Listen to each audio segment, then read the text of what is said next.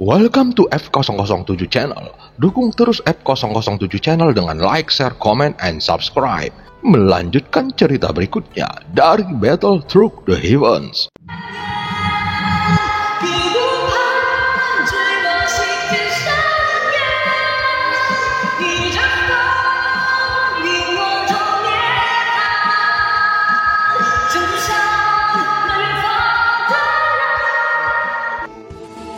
Selamat beraktivitas dan terima kasih atas dukungannya selama ini.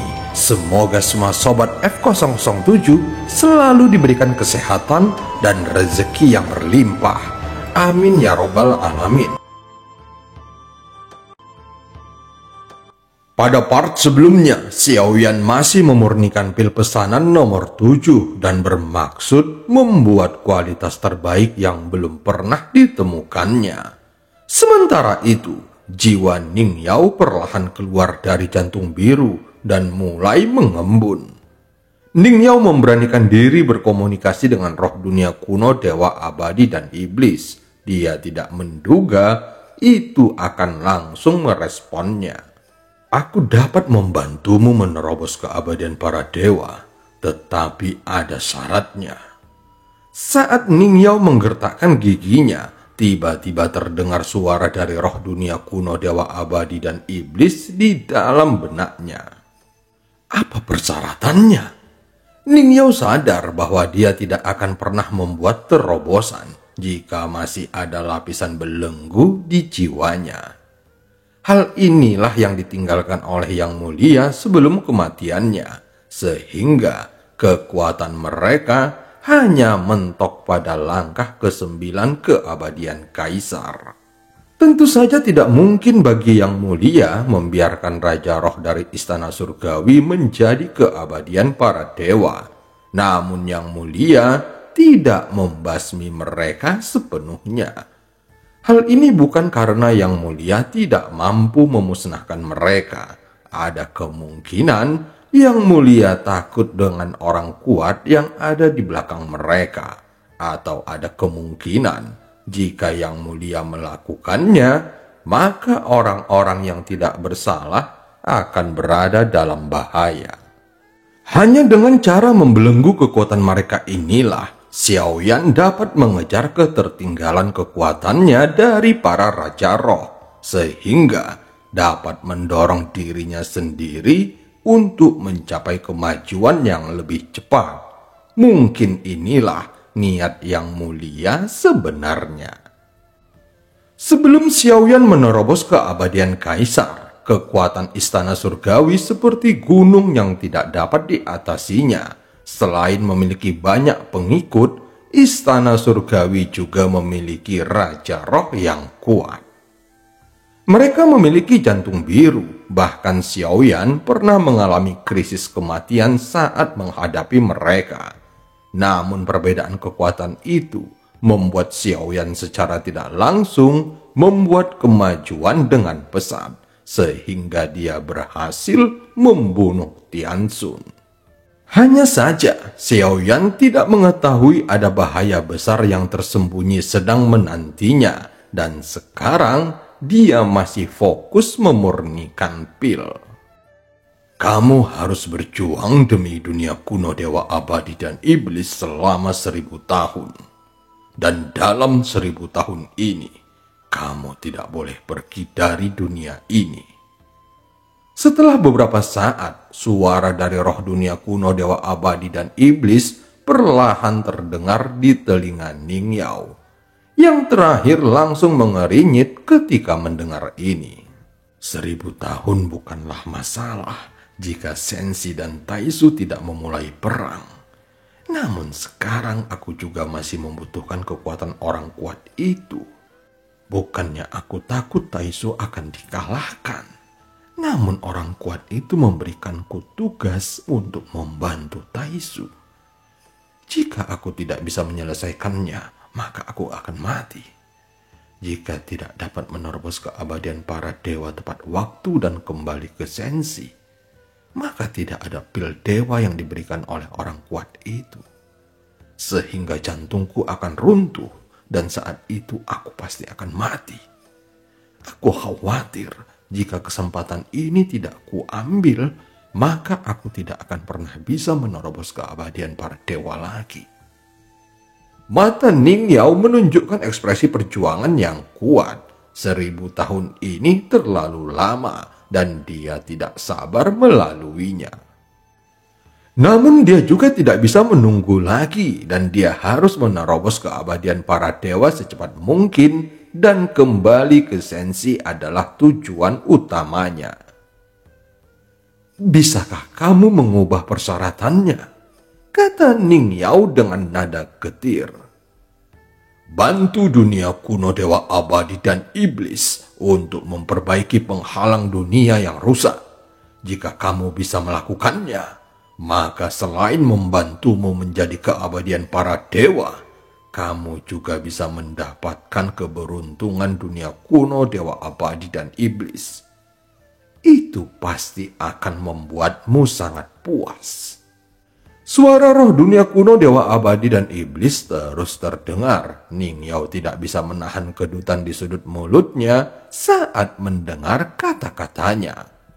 Persyaratan ini bahkan lebih mustahil untuk diselesaikannya dibandingkan dengan persyaratan yang sebelumnya. Menurutnya, lebih mustahil memperbaiki penghalang dunia dengan kekuatannya. Bolehkah aku mengubahnya ke yang lain? Ning Yao bertanya lagi sambil tersenyum masam. Dia tidak menunggu lama untuk mendapatkan tanggapan dari roh dunia kuno, dewa abadi dan iblis. Selain kedua syarat tersebut, yang lain tidak ada nilainya. Ning Yao hanya bisa terdiam mendengar jawabannya dan merasa kesal dengan situasi yang dihadapinya. Yang mulia, sialan, mengapa dia harus membelengguku? Wajah Ning Yao tampak memerah dan dia sedikit marah. Segera Ning Yao perlahan menutup matanya menunggu tubuhnya dibentuk kembali.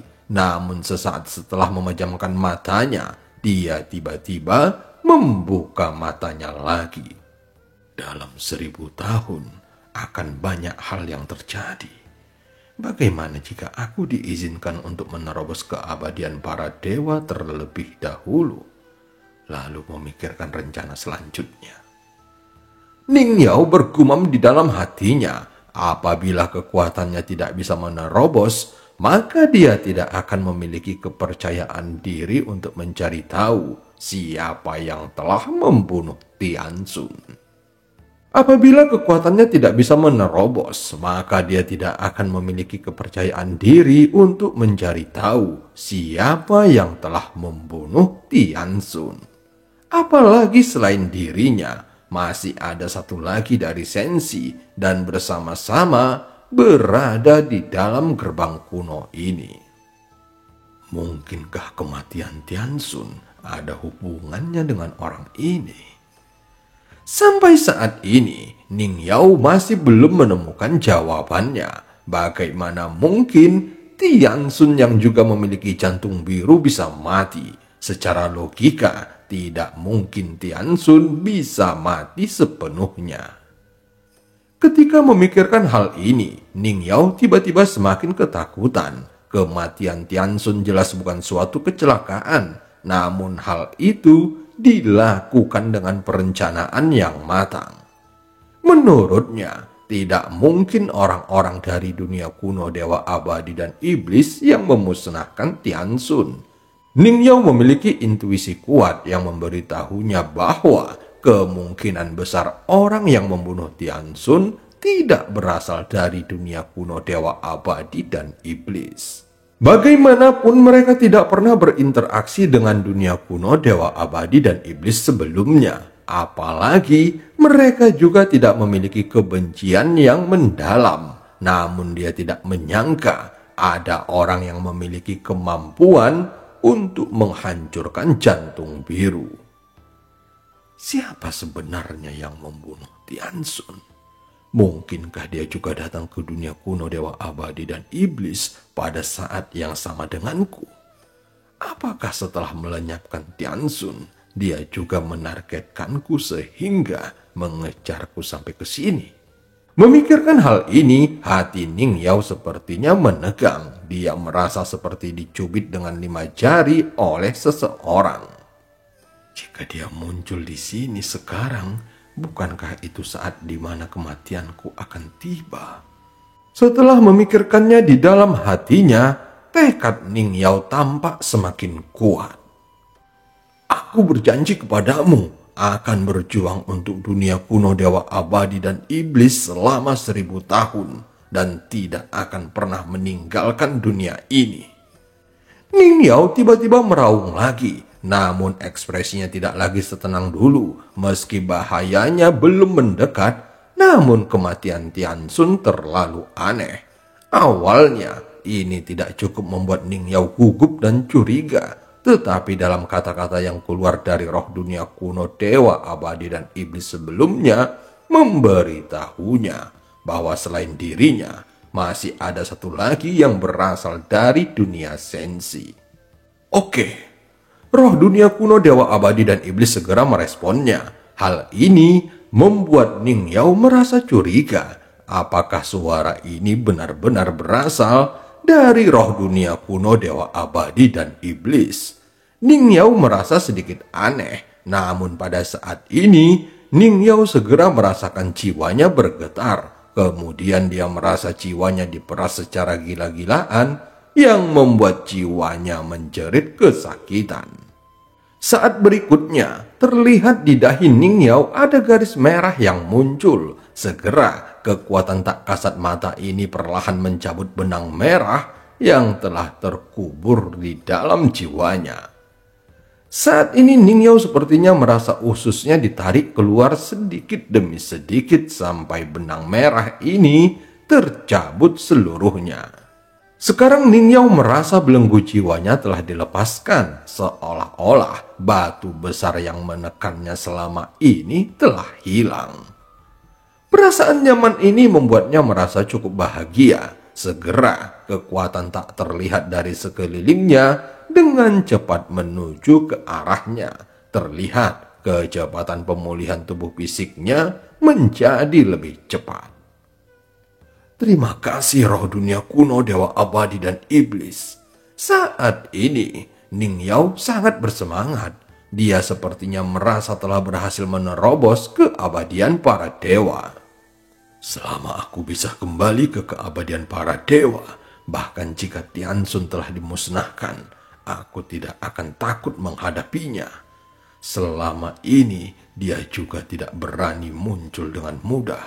Kalau dipikir-pikir, seharusnya kekuatannya sendiri tidak begitu kuat. Kalau tidak, dia seharusnya menyerangku sejak tiba di dalam gerbang kuno ini. Ning Yao terus memikirkannya, dan pada saat ini dia sepertinya melihat harapan menerobos keabadian para dewa lagi. Ning Yao menarik nafasnya dalam-dalam dan kabut beracun yang mengelilingi sekelilingnya tiba-tiba mulai menyusut, kemudian menjadikan Ning Yao sebagai pusatnya. Saat berikutnya, sebuah pusaran terbentuk dan menyatu ke arahnya dengan gila-gilaan. Apakah ini akan menjadi terobosan? Senyuman di wajah Ning Yao berangsur-angsur menjadi gila. Dia sudah terlalu lama menunggu hari ini. Dan sekarang, belenggu selama bertahun-tahun juga telah dilepaskan sepenuhnya. Dan cerita pun berakhir. Sampai ketemu di part selanjutnya.